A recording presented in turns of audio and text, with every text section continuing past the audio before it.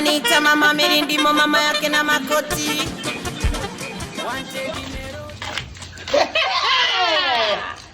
Sanga nifaa mimi huyu. Mdogo kwenda kuchukua mzigo kama huu.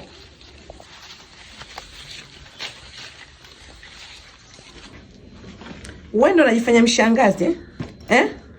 Mshangazi mjini kweli uko hivi kweli eh? Tako huna, ziwa huna, shepu huna eh? Afu eti unajiita mshangazi. Unaweza ukamiliki ule nikuachie?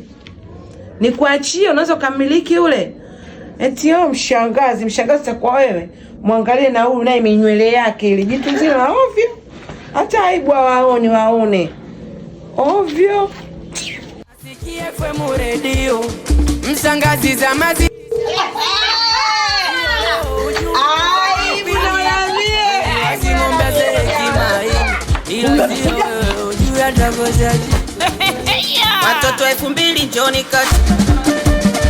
Tuichambe mishangazi. Watoto 2000 njoni kati. Mishangazi haina lazi. Watoto 2000 njoni kati. Tuichambe mishangazi. Watoto 2000 njoni kati. Mishangazi haina lazi. Unatokota kama mboga ya maboga. Unatokota kama mboga ya maboga. Unasemea mbali hapa kwangu unaogopa. Mshangazi wakati unakalio. Utwa vibalaza ni kuwasema wenzio. Mabwana wa mjini kwako wanatoka mbio. Mweze tuna nini punguza matamanio. Mshangazi lazima uwe na sifa. Uwe na shepu, uwe na titi na pochi cheze mjini. Watoto 2000 njoni kati. Tuichambe mishangazi. Watoto 2000 njoni kati.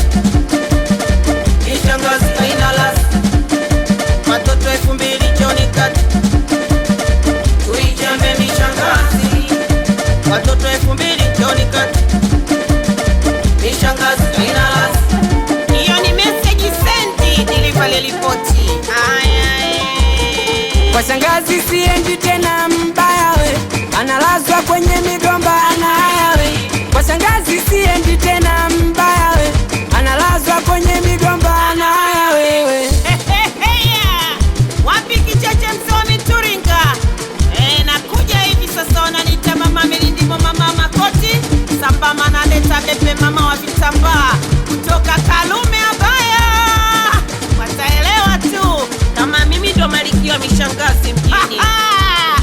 Mbona mshangazi?